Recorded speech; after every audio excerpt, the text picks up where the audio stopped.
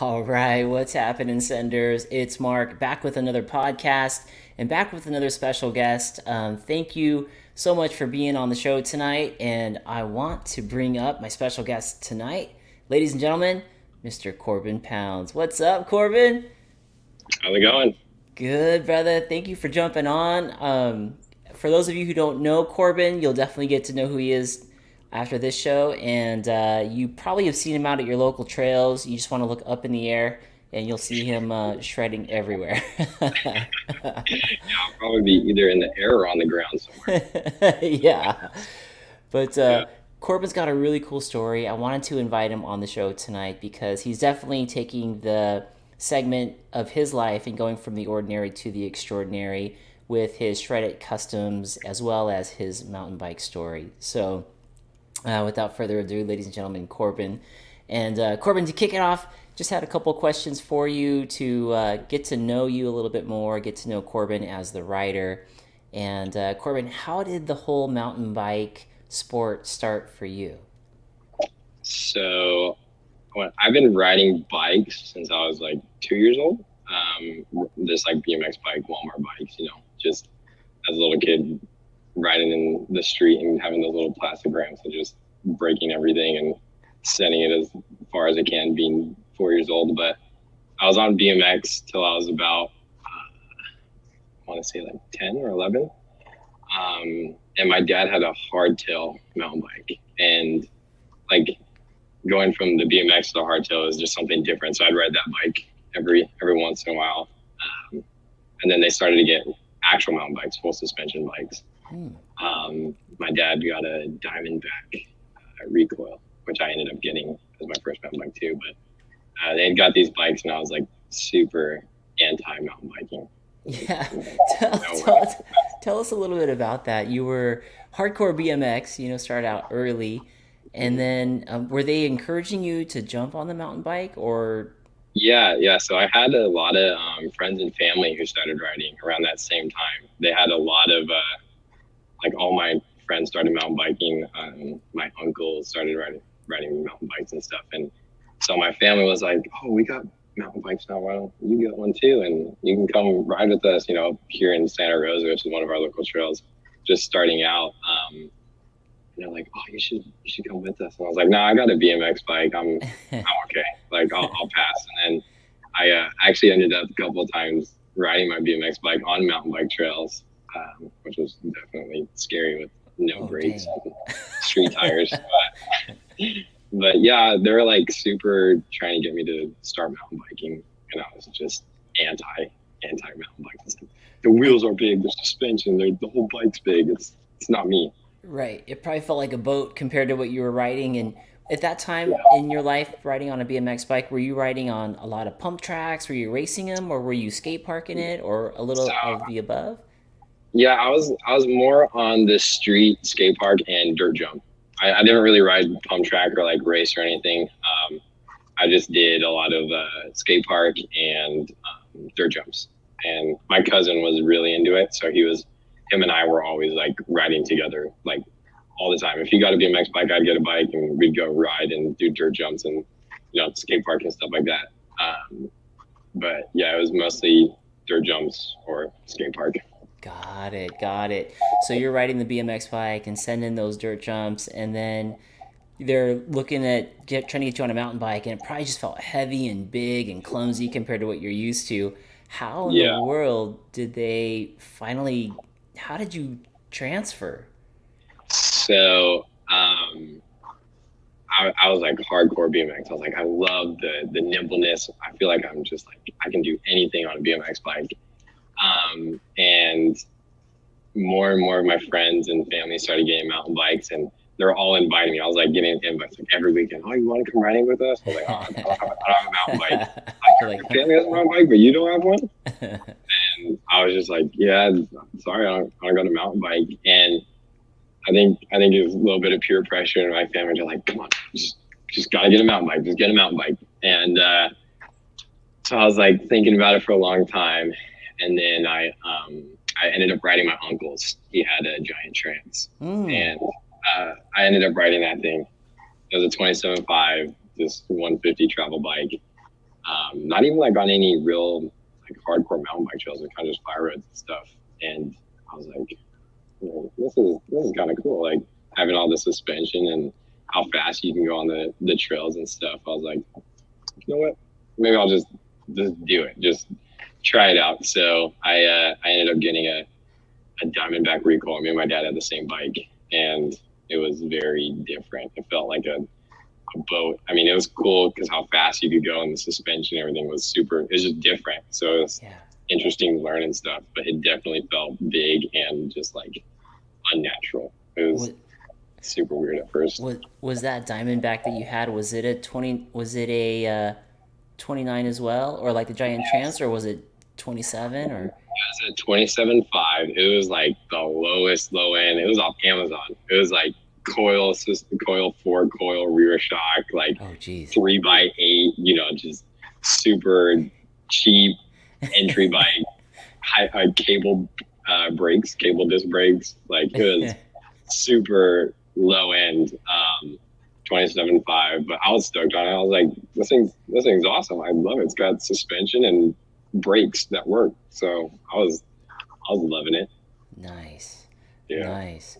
So at what point did your BMX skills start to transition over to the mountain bike? Did it happen right away, or did that take a little bit of time? Like initially going from a BMX bike onto a mountain bike, I definitely didn't feel as uncomfortable. I think from riding nothing onto a mountain bike, I had the balance and, you know, the coordination and holding bars and pedaling, and, you know, especially with the dirt jumps, doing smaller jumps on a mountain bike didn't feel as uncomfortable. But it definitely felt different because I have such a long bike. These wheels are huge compared to 20-inch wheels, you know. Bars are wide, brakes, I got all these things on the handlebars, like cables going everywhere. It definitely felt interesting. I mean, I felt somewhat comfortable. Like I was able to go down the trail at my own pace and do little jumps here and there.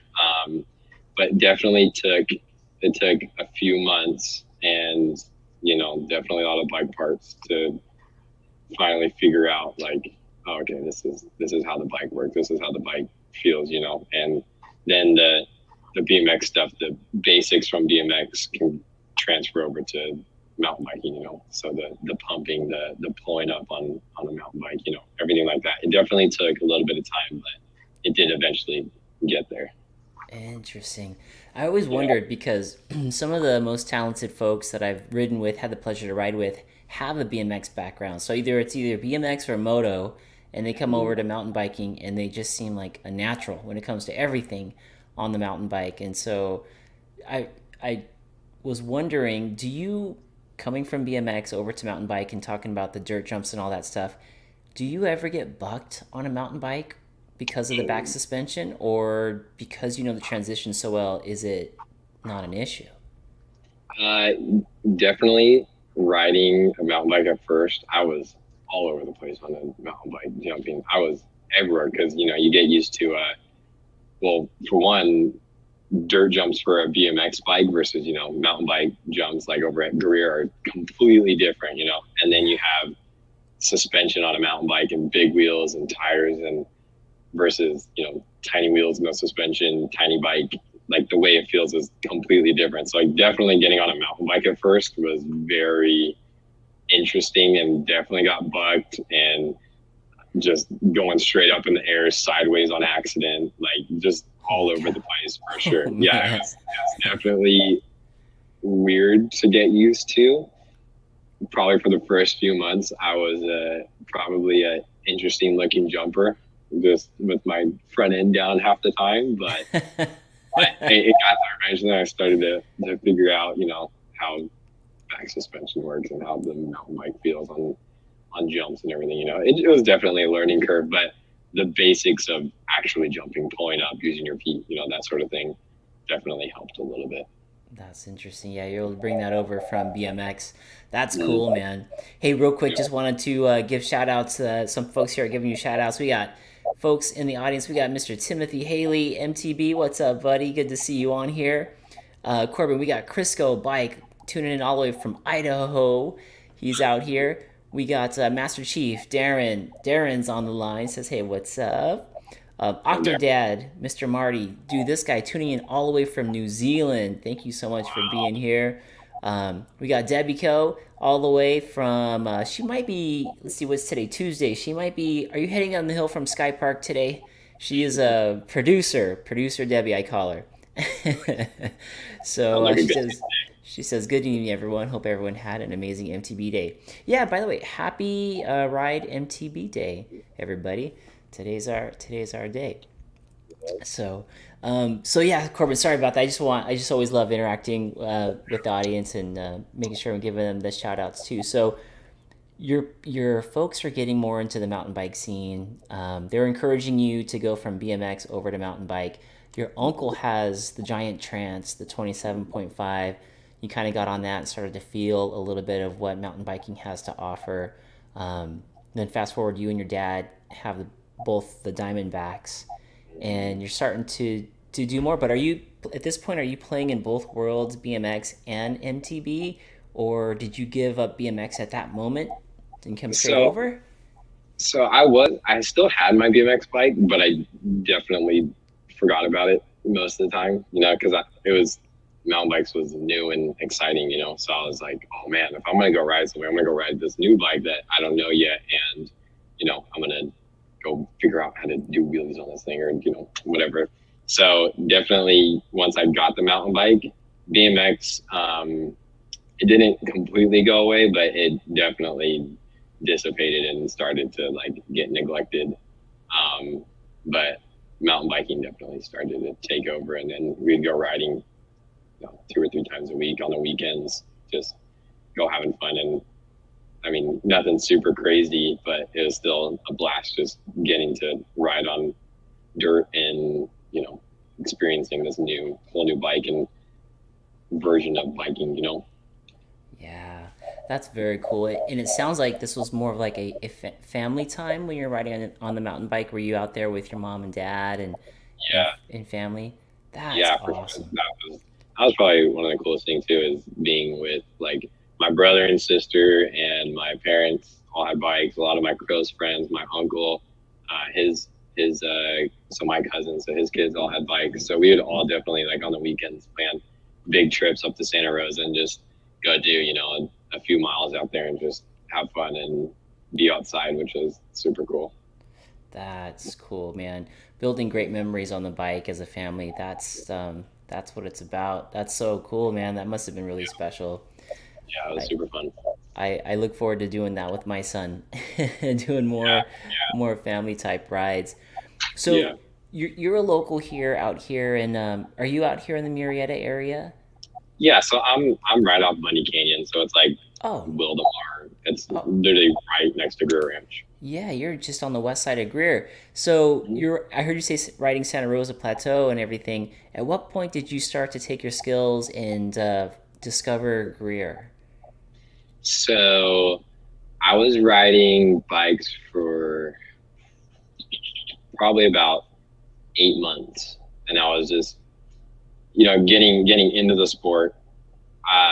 Santa Rosa was kind of one of the only places that we knew around here. Sky Park wasn't a thing. Snow Summit was a bike park, but for beginners, we didn't really know anything about it, and we just thought it was this big scary mountain. So that was kind of out of the picture. Right. And I only had a couple people who were riding Greer Ranch, and they would just tell me about it, but they're like, oh man, it's super gnarly, crazy rocks and jumps, and I just kind of got intimidated. So I was just maybe I'll stick to the Santa Rosa. But after about 8 months, my uncle, he was just like, you just got to go. And so we went and rode Double D's, which is they're warm up trail out there. Right. And I remember doing it, and I was like, what? This is awesome. This is super cool. I mean, there's jumps and berms and, stuff out there that I didn't even know about. And it's in my backyard practically. Totally. So yeah, that was definitely one of the first times. I'd probably say like 8 months into mountain biking, I started to go out to Greer Ranch. Dang, bro, that's pretty good. What did you Yeah, think about that first? For those of you who've ridden Double D who are listening to the podcast, what did you think about that first drop at oh entering man, Double D? yeah, yeah. So this was a few years ago, so it definitely wasn't as big as it is now, but it definitely was scary. It was the gnarliest thing I've ever ridden. I was like, this is like 2 feet of rock. Like this is insane. Right. Like I've never ridden anything like this, and so I was definitely just hyped on adrenaline. My uncle was towing me into the trail, and he's like, "Oh, come on, you can do it." Oh, And so that's I just dropped in. I was like, "What? That was crazy. That was sign me up for Red Bull Rampage. I'm ready to go." yeah, that's awesome. I remember my son and I were brand new, and I had no idea where to go. So someone said, "Hey, you should check out Greer." So we found it, and my son and I are cruising up that little Jeep road, and I asked these Mhm. mountain bikers, "Hey, what's a good one for him and my son and I, to ride? We've never been out here before. We literally just got bikes about a month ago." And they go, "Oh, stay to the left. There's a trail called Double D." They showed me where to drop in on it. And when we Yep. got there, I thought they were like, I was like, those guys are jerks, because that first opening thing, like the rock drops, Mhm. I thought the whole thing was going to be like that. But yeah, it's just that Yeah. entry. And then the rest of it was just big old smiles. And we Mhm. did so many laps on that thing. Yeah. That place is Yeah. special. So Mhm. you're once again, your uncle, the one with the trance, introduced you to now to Greer. Yeah. That's Yep. that's great. And then from there, just kept progressing and progressing. Yeah, yeah. So I remember that first time we went out there, I was just stoked. I thought all the trails out there were going to be like that. I didn't even know if there was more trails out there. I mean, at that time, half the trails that are at Greer now weren't a thing. It was mostly like Distortion, Revolution, Double D's, and Towers. Those were like Ooh. the main trails that were out there. And so my uncle was just like, "Yeah, there's a few more trails up there." And I was like, "Man, I'm stoked on Double D's. Let's just lap this." So after going there a few more times, we actually rode from my house to Jumping Mouse, and Dang. yeah, I rode. That was like 10 miles round trip, and I was stoked. I was like, "Jumping Mouse, like that sounds awesome." And we dropped in, did it, and I was like, "This is the coolest trail ever! Like this is amazing!" And like all So those fun. jumps and burns and stuff, starting out were just huge, and I was like scared. I was like stopping at everything, looking at it. I was like, I don't know if I can do it. Definitely getting scared. And my uncle was definitely, shout out to Uncle Jared. He was pushing me to like do it, and just like, "You got it, you can do it." So after a little bit of positive peer pressure, I started, slowly progressing, doing these jumps. Also when you're younger, you kind of want to impress your uncle on the bike who's got the fancy bike and stuff. So I was like, yeah, I'll try it. So I started doing these bigger jumps, and then that definitely helps like progress a lot. And I started riding Distortion, which is like a little bit different of a trail. It's got some more rock Mhm. and some tech, it's got some fluid jumps in it, a couple drops. And so definitely riding that trail a lot. You just slowly start to build your confidence, slowly start to progress, and then you start to feel better on the bike, and that's when you start breaking more bike parts, but it's all worth it. So, Right. Start pushing the limits of the equipment and the body through mhm. that. Man, Greer is definitely one of those places that has shaped a lot of riders. So, and I know for you specifically, being a local rider out here, I mean, obviously you shred, and you're now picked up by Chainline Bikes, and we were talking earlier about an apparel company that has that you're helping out with. Would you say that Greer really helped you with a lot of those basic skills and helped Oh, develop you into who you are today? yeah, yeah, big time.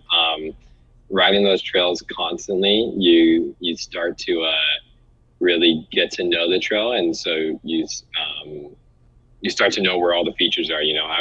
I'd be on Strava all the time and like trying to get the fastest times. But like if you want to go fast, you have to know the trail. So it definitely helps with like knowing different features and how to do them, or how to get over them the fastest way possible. So getting, you know, over rocks a certain way, getting over jumps a certain way, hitting berms a certain way, moving your feet, moving your weight, hands, everything like that. You start to learn, and that just comes with time and just continually doing it. But yeah, Greer definitely helped because you got a little bit of a mixture of trails out there. You got some tech, you got some jumps, flow, all kinds of stuff out there. But yeah, it definitely helped a lot with gaining confidence on the bike, being able to go faster, but also, getting over different obstacles, getting over different rock sections in different ways, and just slowly building that confidence, building that stability on the bike. And then you start getting over the trail faster and faster and faster. And you just get like so excited and just want to keep pushing and going as fast as you can, but keep progressing at the same time. Yeah. Or would you say within your family right now, have you progressed past the skill level of your uncle and some of the other riders? That's probably a loaded question because it's probably going to create a challenge. Yeah. Yeah. I mean, being young and I think I definitely have an advantage of starting out when I was like 14, 15 years old. I definitely was like, they were the goal. And I was like, just always trying to be able to keep up with them, be able to just hang with them, go down the trail. And I remember I actually bought a giant trance as well. The year after my uncle's. Oh, dang. I was like, man, I gotta get on this. I gotta start something with my game. But yeah, it definitely took some time, but eventually I was able to, keep up with them, and I'd look at the Strava times and see. I was like, oh, I got you by a second, or oh, I got you by a few seconds. Like it was a friendly competition for sure. But over time, being young, I think it kind of naturally just happened. What would you say motivated you to keep progressing in a sport, like mountain biking? Being so young, you could have easily went back into the BMX realm and just concentrated on that, or video games or other things, or even school sports, organized sports, that type of thing. Yeah. But what was it about progressing on mountain biking that really motivated you to stick with it? So it's funny. So I was BMX bikes forever, and then I got mountain bikes, and then I started skating, and then I started riding scooters, and then I rode bikes again, and then I started riding scooters again. So I was like in and out of everything, but I kept coming back to mountain bikes because it was just like that feeling of progressing. And it's hard to explain, but like when you're riding a bike, you get like just a smile, and your adrenaline's going, and you just like, oh man, I just did this jump. And then you get the air miles and stuff, and you just like are addicted, and it's like, oh, I can't wait to do it again. I just want to keep hitting this jump, or I just want to keep hitting this rock section. And it was never boring. It was not one time was it ever boring, or did I feel like, I mean, I don't really want to go ride today. I was always like, you want to go riding today? Texting all my buddies and stuff, and I kind of didn't feel that. Like BMX, super fun. Riding scooters and skating was super fun. But like after a little while, I just wasn't super motivated. Like it just wasn't super exciting and appealing to me. But mountain biking was like, oh man, dirt and going fast and jumps. That's like so awesome. I want to do that a lot. So I just started mountain biking, and then just stuck to it. And I just like every time I go ride, it's awesome and just so much fun. And it's always a good time riding with your buddies, riding with family and stuff. And you don't really get that same interaction or feeling with skating or scooters or BMX and stuff. So mountain biking was just always super appealing and just there and exciting. That adrenaline was on another level, and I got addicted to it.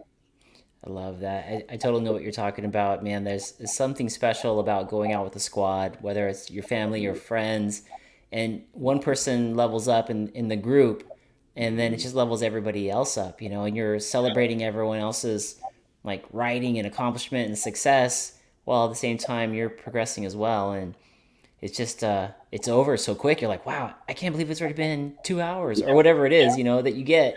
It's always fun and special. Yeah, So that's exactly. cool. Sounds like it was something like intrinsic for you, something just internally, just driving you Yeah. to progress at that sport. Yeah. Did 100. you did you get into the racing aspect of MTB at all?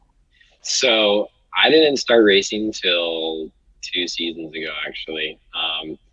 And it was just something, as just something to do. Just I wanted to try it. I know we have the local SoCal Enduro series down here, which is Vail Lake and Big Bear.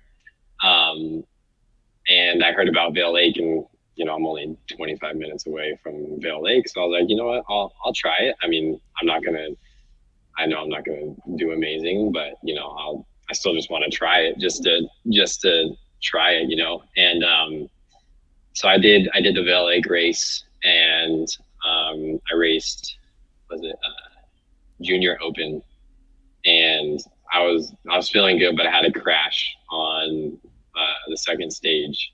And I was And like all kind of bummed. what was the second stage? It was with what is now the new flow trail that they just redid out there. Oh It, yeah. now it's called North Shore, but Yes. before instead of going down the mountain, it went across the fire road where that big God. jump is now. It went across and then down the ridge. What was that? I forget what the trail's name was. I just know it now is North Shore. Got Uh, it. I know the section you're talking about. Right where the big step up jump is up off of right. So, ambulance right so there. right before the fire road, there is a super loose sandy corner. I Oh, just was not concentrated. I just slid out and just went washed over it the out. bars. Yeah. Oh man. It wasn't I didn't get hurt or anything, but I was just like, oh man, I just lost so much time right now. That's a bummer. But as my first race, I had a good time. I was out there. I knew a couple kids out there, so I was stoked. I just had fun. Nice. Those are Yeah, fun. Those are yeah, fun races, but I know that feeling when you fall and you just feel like the clock is ticking, and man, right there it's yeah, probably close to where some bystanders are standing, because I know yeah. when I did it too, there was all the bystanders are right off an ambulance, and I crashed. For me, it was off a rocky top, and it was just right towards the bottom where everyone can see it. So, It's funny. It's both. So I just did a race this last Bell Lake race, and it was almost in the same spot right no. in front of all the bystanders, and I was like, Oh, man, what? It was the only two crashes I've ever had racing there in front of everybody standing there. I I was like, know. oh my goodness, come on! It's the pressure. I'm like, oh, Right. I gotta go faster. Right. And then you feel like that drop in, because on the third race, for those of you who've done the Vail races, or watched or heard about them, they were dropping us in 20 seconds from each other instead of 30 seconds. And I don't know about when you went, but I was in the men's kind of beginner group, and somehow we got mixed up on Rocky Top, and there was a guy behind me that was more in the advanced class or the pro class.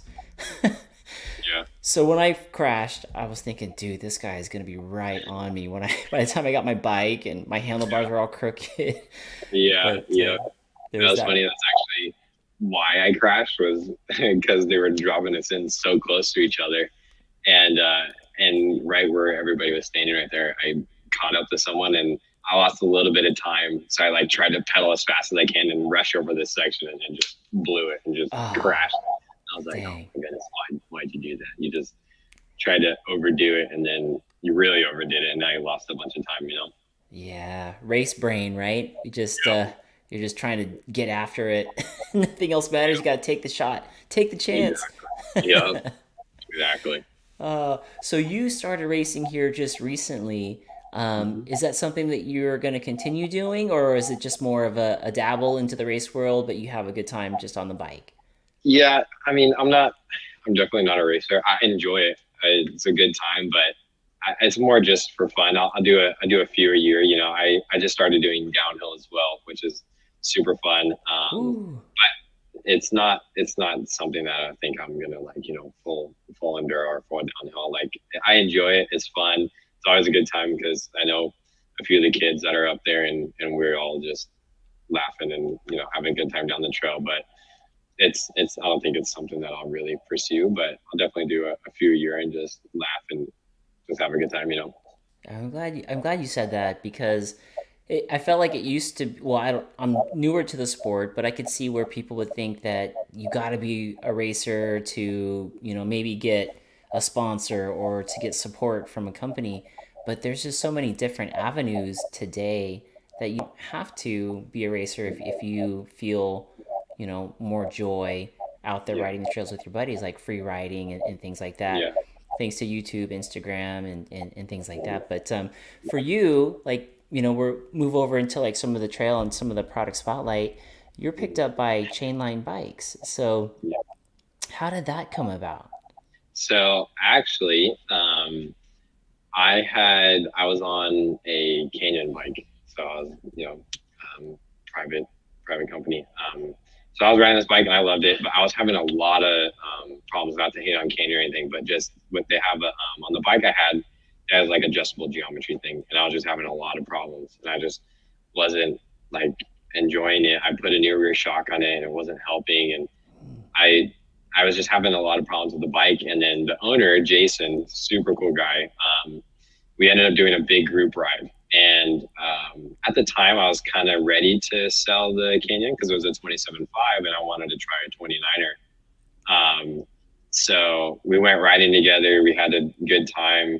I was out here at Greer, just messing around, having a good time. And then my uncle, one of my other uncles actually introduced me to him. And I told him, because I knew he owned Chainline Bikes or like was affiliated with Chainline Bikes. I was like, oh, well then, would you know, like I'm looking for a new bike, and I want to do 29er, but I don't know what to get. Like I don't know. I was the Canyon that I had was third mountain bike, so I was somewhat familiar with bikes and geometry and parts and everything like that. But I knew he had like a lot of experience, So I just started talking to him, and I was like, "Oh, like, do you have anything that would fit me?" He's like, "Oh, how tall are you? Like, what are you looking for in the bike? What's your weight? What trails do you ride and stuff like that?" And we were just talking, and he has a lot of bike knowledge. Like, he is one of the most knowledgeable guys. Like, talking to him about bikes, like he was telling me things like I didn't even know were bike related, and just like different, all kinds of crazy things. You'd ask him so many things, and he knows about it. Love But guys he's like like, that. oh, Love it. yeah, he's super cool. So he's like, oh yeah, I got a Kona process, 153 29er carbon. And I was like, yeah, that sounds awesome. Like, I don't know too much about 29ers or geometry and stuff, but I'd love to try it. And he's like, yeah, come down to the shop and we'll talk and we'll figure something out. So I just started talking with him, like building that relationship. The guys down at the shop are super cool. Joe, he's my wheel builder.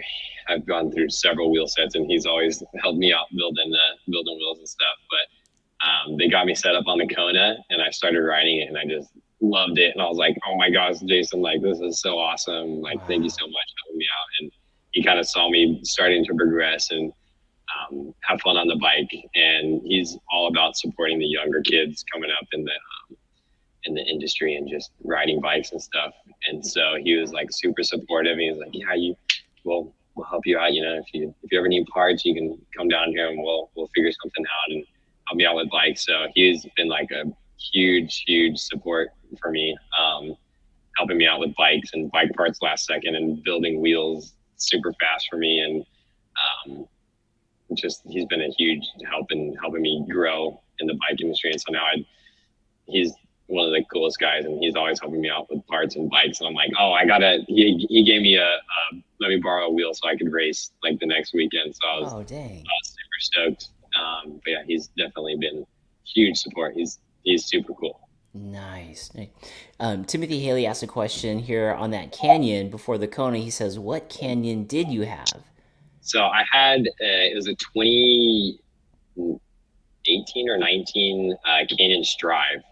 Gotcha. So it had adjustable geometry on it. So it was basically like this little air piston. And I was just having constant problems with it because it was similar to the Scott, where you have like the button up on the handlebar. So basically you'd push it and then it would steepen the head tube angle. Yeah, steepen the head tube angle, lock out the shock, raise the bottom bracket for climbing and stuff, and I was just having constant problems with it. And then I wanted to switch to a coil shock. I wanted to get the DHX2 by Fox. And so I got that, and I had a bunch of problems, and then the linkage ended up hitting my shock and blew it up after one ride. So I had to send it Oof. out to box, get it rebuilt. They had a custom build the shock basically so that the adjustments were facing a different way so that it wouldn't hit the pivot arms, and Holy it cow. was just like a nightmare. And it was like it just never really felt right. Like riding it for, I think I had it for a year or so, and after like 8 months, 10 months, it just never really felt right. I felt like that rear suspension just didn't feel right, so I was kind of over it. So Jason at Chainline kind of knew your riding style from that group ride, and getting to know you a little more, probably knew the Kona was going to be a right fit for you. And Yeah. right off the bat, it sounds like it was a great match. Hmm. In fact, one of the folks here on the audience, beginner to Whistler, says Kona Process is a nice bike. I've got 134 myself. Nearly bought the 153, but a bit too much travel for most of my local trails. Yeah. That 134 is a super sweet bike. I love that bike. I want to get one like for myself so I can have the whole Kona selection. But the 134 is a super fun, super fast, and very playful bike. I rode one of Jason's builds.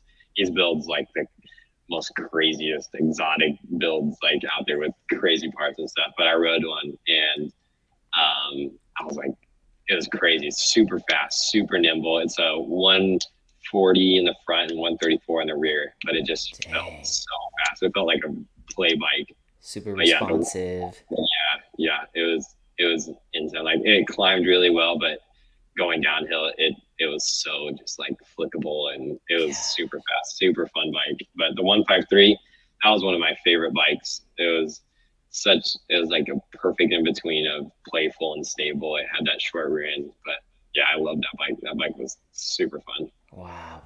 For those of you who are listening into the podcast or watching the live, one of the fellow YouTubers that's out there that Korbyn actually helped get over to Chainline Bikes is Arturo from MTV Flow.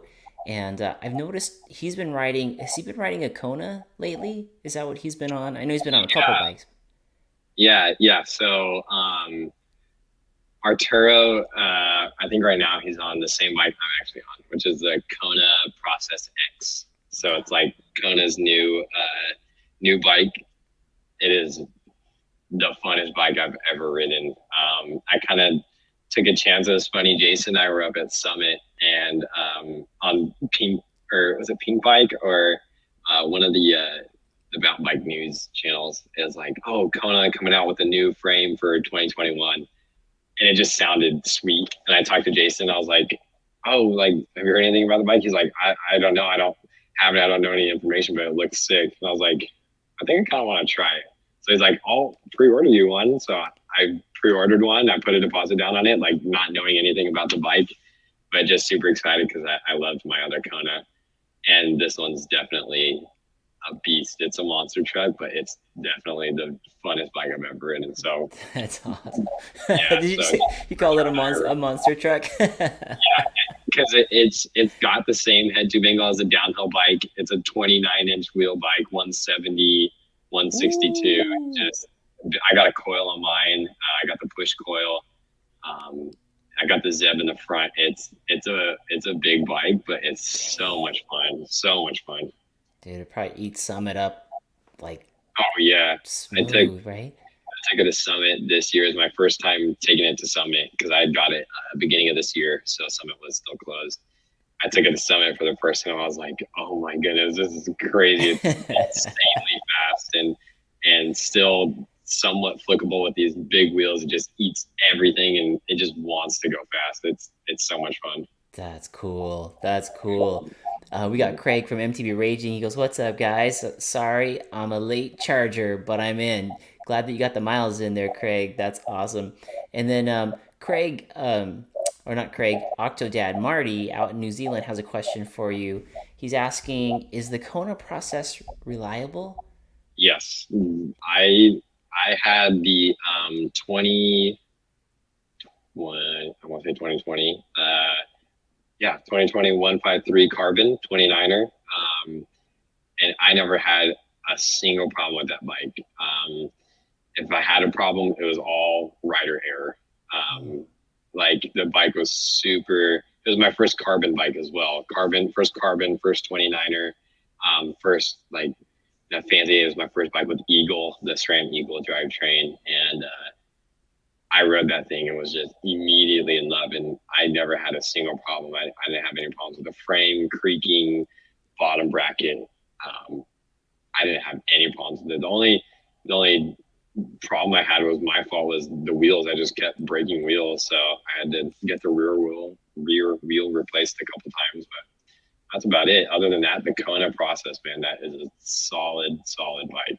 I love that bike. Nice. And it sounds like, I mean, Jason was really dialed in to get you onto that Kona, which is cool. And then a second ago, we were talking about Instagram and Arturo from MTV Flow. Let's pop up your Instagram real quick on the screen for the folks that are here on the live, shall we? We are taking a look at this is Korbyn's Instagram. He's got two. This one's his personal. It's called Shredded White.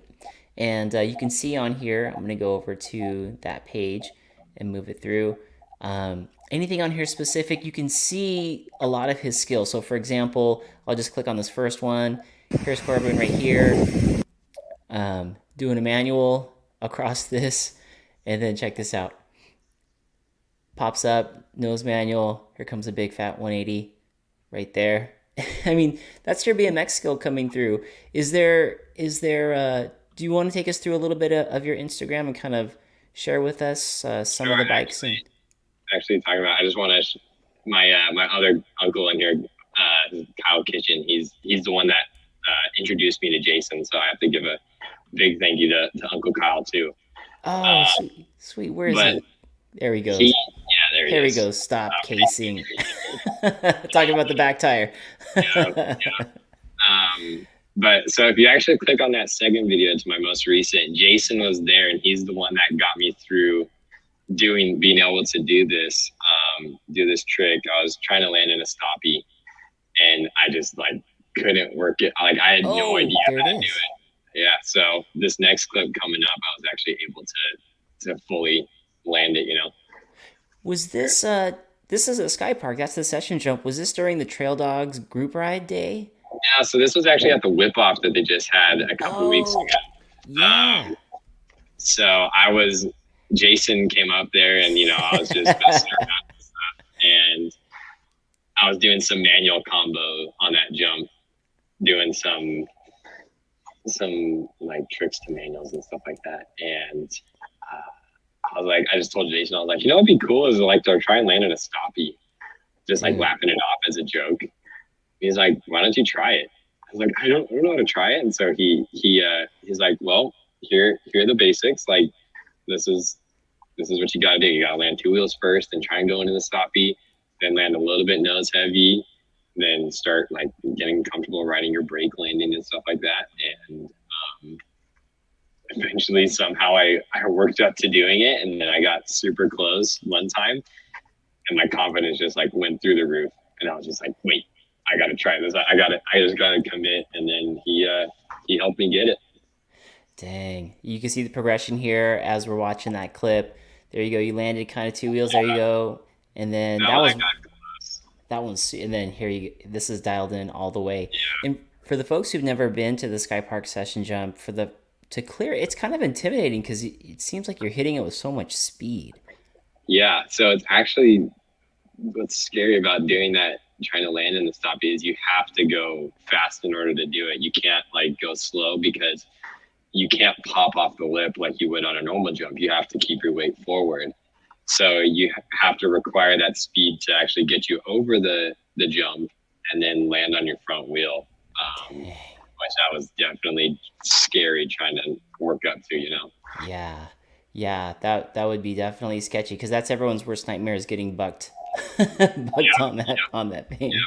Or pulling too much front brake and going OTB. That was definitely a scary thing to think about. Yeah, geez Louise, no kidding. So we got a few more folks here that want to say what's up. We got Barely Made It Crew Productions. When I grow up, I'm gonna buy a Kona, they say. Do it. It's awesome. Raging says Arturo rips on his Kona. That is a fact.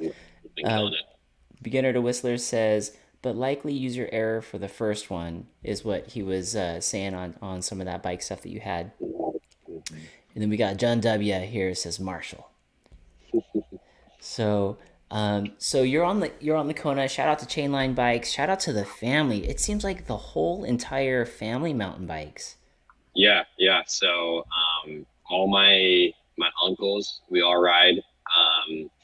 We're all like, riding together. It's always a good time. My family, like I said, my dad, mom, brother, and sister, we all ride.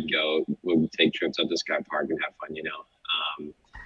Uncles, they've definitely been a big push, and Uncle Kyle, he's been helping me with Jason, and he's the one that got me connected with him. And Uncle Jared, he helped me, get introduced into nicer bikes and stuff like that. But yeah, definitely most of my family, all my cousins, or most of my cousins all right now. I got a younger cousin that he's absolutely ripping. So it's always a good time to ride with family. Dang, man.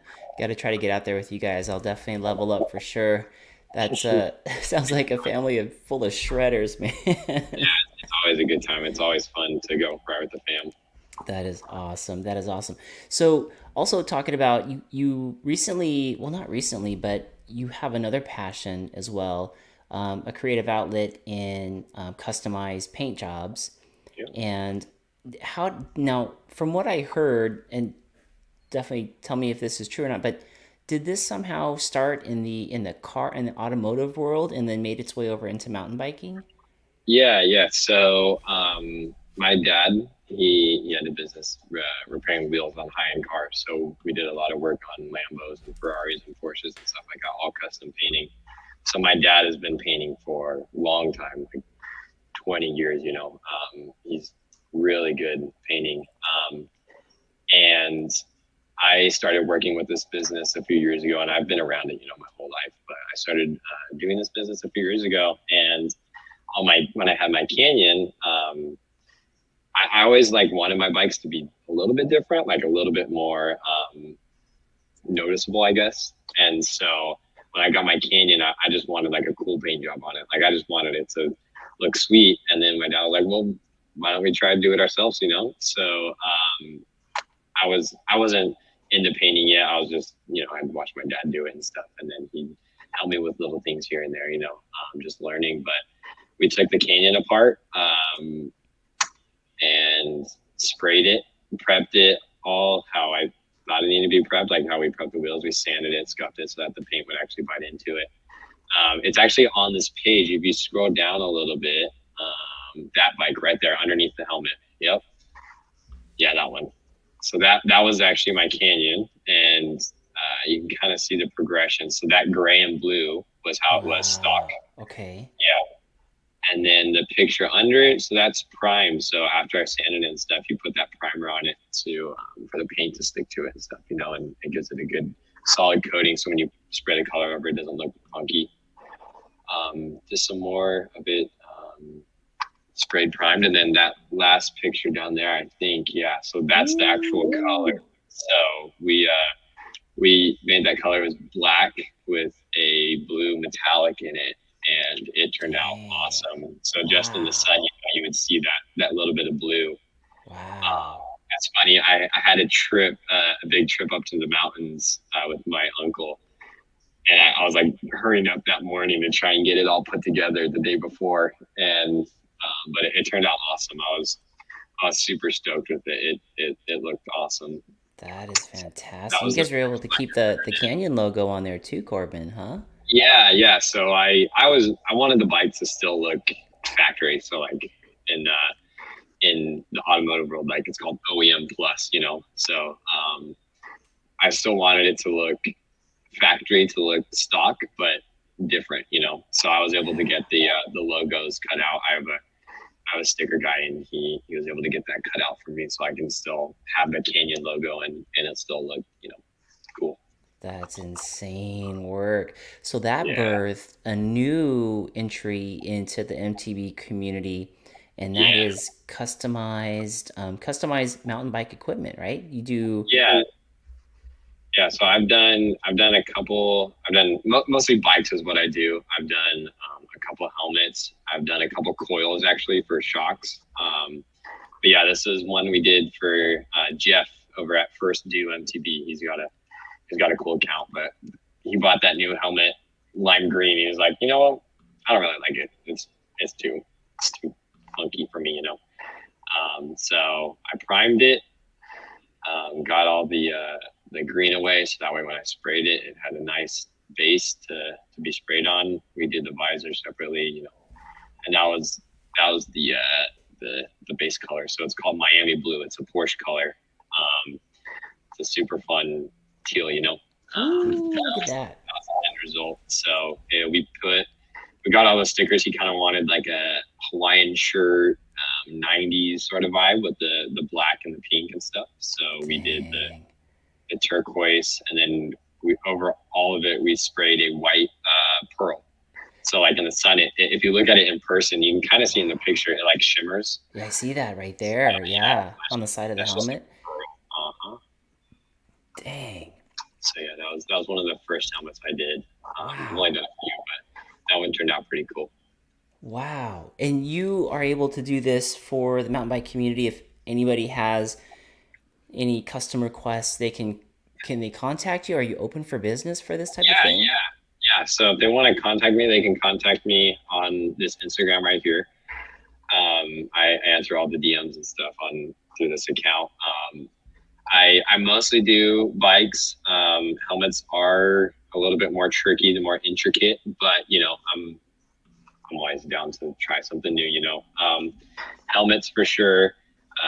We can try and work something out, but bikes is mostly what I do. And then you know, I've done coils because coils seem to be able to hold the paint nice and not be destroyed, and they're not super hard to paint, so or not tricky or anything. So Yeah. I can do coils and bikes for sure. That's cool. And I can see the coil kind of making the bike pop, similar to maybe how like you see the Porsches or the Lambos and they have the brake calipers painted Great like calipers. red or Yeah, green or what have you, yellow, and that always looks really good. So, yeah, for the folks that aren't watching the live but are listening to this on the podcast, you want to go to shredded_customs, and that'll take you to Corbyn's Instagram where you can inquire about custom paint jobs for your helmet or bike or coil, and work it out with Korbyn on that. Timothy Haley is saying, I've asked this before, but you may have a good answer. Would you use a ceramic coat on your bike paint? So I've actually ceramic is very nice. It's very strong and it's thin, which is cool. I sprayed one of my first helmets. I sprayed was with ceramic coating. It looks good. You definitely can do it. It's very strong. You are limited though to with how custom you can get with ceramic coating because you have to get it through a company and they only have so many colors, you know, versus with paint, we can kind of make whatever color you want. You know, if you want pearls on it, if you want metallics in it, if you want it to shine, if you want it to be matte, you know, the ability to make it custom with painting is far greater than with ceramic coating. Ceramic coating is super cool. It's nice and it's strong and thin, but I prefer painting, especially if you put like I always put a few coats of clear coat on it to give it a really strong protection. And I've never had any problems with my bike. I never had them with chipping or anything like that. Got it, got it. And I think Timothy is actually asking a little further. He goes, like the clear ceramic paint protection. So, Oh, say, okay, yeah, yeah. So I know. So there is a ceramic clear. Again, it's thin and it is nice. I haven't used it on anything bike related yet, so I can't say for sure how it'd react with bikes against chipping and stuff like that. So I have yet to test it. Maybe I got to try it on a bike coming up or something like that. But I have used it on a couple wheels before, and it looks very nice. It's got a good shine to it. But with the bikes, I haven't had any experience with it yet. You know, I know it's thin and strong, so I'm sure it can't be too bad. yeah, maybe rather than wrapping, I don't know, maybe that'd be a great, like he's saying, great ceramic paint protection. Hmm. Huh. Make the Yeah, bike look fresh and new, almost like it's like rolling right off the showroom floor. yeah. That would definitely make it shine. That's for sure. Definitely, definitely. So, man, Corbin, Awesome story about how you started mountain biking. I love the whole family aspect. Definitely a family of shredders over there at uh, at the Pounds facility, Yeah, and always a good time at the party. yeah, and I love the passion from the painting from your father, and then now getting it into the mountain bike world for customized work for our gear. That is super cool. Seeing you shred out there on the trails is always awesome, and knowing that it came from a mountain bike or a BMX bike background, which is super cool. Um, Now, growing up in this area and riding on the mountain bikes, what are some of your favorite trails to ride out here, and why do you like those specific trails? So Sky Park um, has always been one of my favorite places to ride. Ever since like the first time I went there on my giant trance, this was when they didn't have quite as many trails. They had the jump line and arrow, but it wasn't like how it is now. But those those trails at Sky Park were just mind blowing. They're so maintained. They're so the dirt was amazing. You're in the mountains. You still get the climb to the top, so it's enduro oriented. Yeah. It was like Sky Park's always a blast. So I'm up there almost. I try to go every Sunday. Oh man, that's I try awesome. to go up there every week, and I'm always messing around up there. But Sky Park trails, they never get boring. There's always new things you can try to do there and learn and progress. And I really like Sky Park because it is also family oriented, but Hmm. it's suitable for all sorts of skill levels. You have your beginner trails that are very calm and it'll let you slowly progress. You have sleigh ride up there, which is like their pump track trail. That one's a blast. Like I'm a huge fan. I love that trail. And then you got Love Arrow, that. which has some more jumps and stuff. Little bit more of a step up. Then you got Neverland, the jump line. Yep. That's always a favorite. So it's fun for everybody. It's always a good time. Totally. I love that place too. And then you have Comet if you want more of that raw mountain bike feel. You go down Comet and you definitely get that. But you're right, man. Sleigh ride is so fun, especially once you go under the bridge and then you got those Yeah, jumps that you can make in the doubles and everything. yeah, And yeah, it's awesome. Debbie Co says the same thing. Sky yeah. Park. Sky Park. Sky Park's awesome. It's always a good time. And then I have a little spot in my heart for Greer. Yeah. I'm one of the trail maintenance guys out there, so I'm always helping out with the trails. So I have a little soft spot for Greer and the trails out there. But yeah, Sky Park is definitely my spot. Man, two great spots, and God, we live so close to both of them. Obviously, Greer is in your backyard, and the Sky Park doesn't take us too long to get to. But thank you so much for your work at Greer and maintaining those trails. Those trails are so fun, so Yeah, fun. yeah, they're a good time. If you had to pick a trail, now this is gonna be really hard, but if you had to pick a trail at Greer, which one would it be for you? Underdrive for sure. Oh, the new what electric catfish or bluebird? Which one? So like how it splits and then it goes off to Bluebird, or is that what it's called, electric catfish? I knew it as underdrive because it's right under overdrive. Yes. Yeah. I So yeah, the trail underneath overdrive.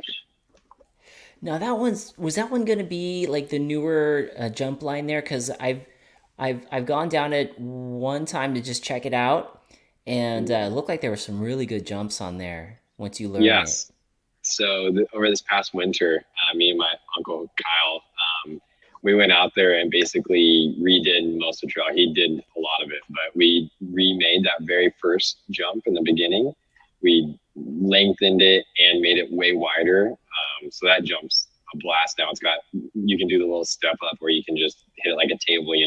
Dang. And then we redid all the lips and all the jumps on that trail. And then Scott, he's one of the other trail builders and maintenance guys out of Greer. He's the one that did Bluebird. So we worked on that trail a little bit Wow. with that part of the trail. But yeah, I'd probably say that trail is like super fun. But we redid all the lips, so that trail is like super fun for jumps and flow and stuff like that. Yeah, man, that I rode Bluebird also one time to just to check it out, and I got to go back and I got to learn both of those, and really dial them in. But I felt like on Bluebird, I was able to really get some flow feel go. And then there was some jump option lines on it too. So I Yeah. could see when you get that dialed in, that is just going to be really, really fun. And Yeah. especially Underdrive as well. That one looked like a jump fest. Yeah. That's the goal, is just a bunch of jumps. So fun, so fun. Corbin, before you go on the show, I just want to ask you a few more questions. And the product spotlight area, we kind of talked a bit about one of the products or a company, Chainline Bikes. But is there any other product that you use or that is supporting you that you'd love to shine a little bit of light and love on? Yeah. So Chainline Bikes for sure. They've helped me out huge. But more recently, this company, Brian and Pine, right here. So they're like, there's a guy out here. He's a local or San Diego area. He's started like this shred and surf apparel company. So they make some awesome stuff. They make shirts, hats, socks, all natural soaps, which are actually really awesome for exfoliating, and they feel amazing. But yeah, he's been a big support, and he's a mountain biker as well. So he has a good time on the bike. But yeah, they've been helping me out a lot too. Okay, very cool. Now I'm trying to look them up right now. Brine and Pine. Let's see if I can get them on here just for that. But local companies just starting out. Yeah. Also a fellow mountain biker and surfer. Let's see, is Yeah. this? Tell me if I got the right one for us here. Brine and Pine. Let's see. Can you see? Did this pop up? Is Yeah. this it? That's them. So Brine and Pine, look at that. So they're kind of like an outdoorsy Yeah. type of Very. apparel company. Mhm. Okay. Is Yeah. the Oh yeah, there's the shirt that you have right there, the original Loam. Yeah. Yeah. Um, yeah, Loam Army. their quality of products is super nice. Their socks, man. I have like been hardcore on one company of socks, and I started wearing these Brian and Pine ones, and they're insane. They're super comfy, super supportive. They're nice and thick, and I just like fell in love with these things. Their socks Oh, are fantastic. there you go. Old school socks, they call it right there. Cool Yeah. design, like a flag, checkered color Yeah. design. On my screen, it's I don't know if the Oh, did it not name pop is up? present. Yeah, Oh yeah, I see what you're saying. yeah, Um, there. let's see. For the folks that are watching the live here, I'm still trying to navigate it, but can you see that now? Old school socks. Did it show? Oh, it keeps opening up a new tab. Yeah, That's what's going on. yeah, Um, but for the folks that are looking, let's see if I can scroll down. But it's Brine and Pine. They yeah, support Corbin with his mountain bike adventures, and they're an outdoors company. yeah. So here's actually one of the shirts that he's wearing right there. And then, can you see? Is it showing anything now, or is it still? Yeah, there we go. There's the socks right there. Yeah, those socks are amazing. Nice, nice. So Brine and Pine. So if you support them, you're supporting local too, because they're local folks. Yeah, Um, definitely. when did they start up their company? Do you know?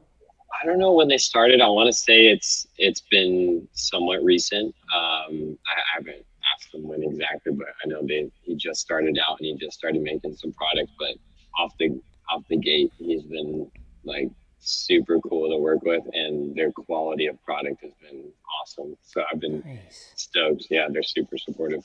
nice. That's awesome. That's awesome. Well, Corbin, I have a few little silly questions that I like to ask some of my guests towards the end of the podcast just to see how you answer them. And Yeah, there's no answer that's right or wrong. It's just kind of fun to hear your thoughts on it. So, if you listen to the podcast, you've probably heard some of these questions before. And the first question is it's not mountain bike related, but it's just funky. okay. And it deals with cereal. Is cereal a soup? Why or why not? No, it's not a soup. Is not a soup. No, no, because soup to me is hot and it's got a broth in it with vegetables and meat and stuff like that. Cereal is just milk and dried grains Yeah. You eat together. It's like if you dip Oreos in milk, calling that a soup. So Right, right. No, you're yeah, right. That I'm with you on that. But it's funny. I don't think I've had very many people that called it a soup. Most people say cereal is a cereal. Might have to yeah, change that question up a little bit. yeah, Oh, definitely not soup. so with you in the mountain bike world and your family in the mountain bike world, definitely want to ask you this question. When it comes to Mhm. riding uphill or riding downhill, which one is your favorite and why? My favorite to ride up or down. Yeah. So down for sure, but uphill I appreciate as well. I love a good grind and sweat and gnarly climb and just like getting your like head in that zone and just pedaling. I love that.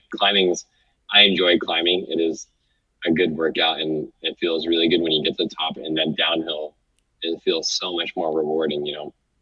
Downhill is obviously more fun, so I'm gonna lean more towards downhill. But yeah, uphill is definitely not my favorite, but I also enjoy it. Yeah, that's a great answer. Feel like the uphill, we're earning that downhill, but Yeah, we got to pay the gatekeeper, which is that yeah, uphill battle. A lot of yeah. times it's a lot of it's in our brain, in our head. Kyle Kitchen says, Mount Pinos, never forget. Yeah, so that was that trip that I was going on before I got my bike painted. I was literally the day before I was up at like 5 in the morning trying to put my bike together so we could go up to that track. 'Cause it's like a 4 hour drive, and we were riding all day. But yeah, that was a fun trip. That's awesome. That's awesome. Well, Corbin, dude, it's been great to have you on the podcast. I really appreciate it. I hope that you were able to get some good exposure from this, and I love listening to the story. I love knowing more about you, and especially that whole family aspect, and that you're one of the local riders at Greer. And thank you so much for the maintenance that you do on the trails out here for our local spots. So many of us enjoy those trails, man. It's such a great thing.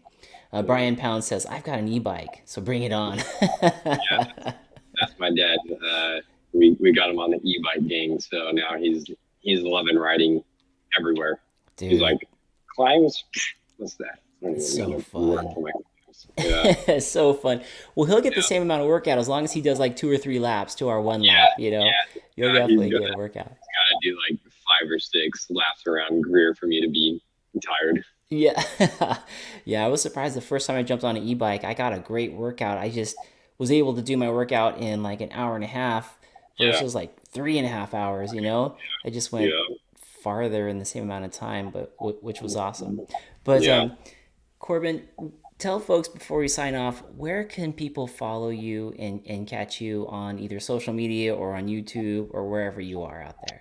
So most of my stuff is just on Instagram. So you can hit me on my painting account, Shredded Customs, and then my personal account, which I post some my actual writing. So that's shredded underscore white. Is like a play on shredded wheat, like the crackers and stuff. But yeah, so shredded white and shredded customs. Those are my Instagrams. That's mostly what I post on. I'm not on YouTube or anything, but you'll see me in our trails videos every every now and again. You'll see me pop up in there. But yeah, I'd say Instagram is shredded white and shredded customs. Shredded White and Shredded Customs, folks. If you're looking for any kind of custom work to your MTB gear, definitely give Corbin a shout and see what he can do for you, especially if you live here locally in the area. Are you pretty much servicing mainly just locally in Murrieta, Temecula, San Diego, Orange County, or? Yeah. I'll do the local area stuff. I mean, if someone's willing to ship something to me, I'm always down. I'm flexible with that. I'll ship it back and everything. But yeah, if it's local, I can definitely meet you, or we can meet on the trail, or whatever, and I can grab it from you, and we can work something out for sure. Awesome, awesome. Corbin, thank you so much for being on the show, man. I really appreciate it, bud. Thank you. Yeah, it was super fun. Thank you for having me on.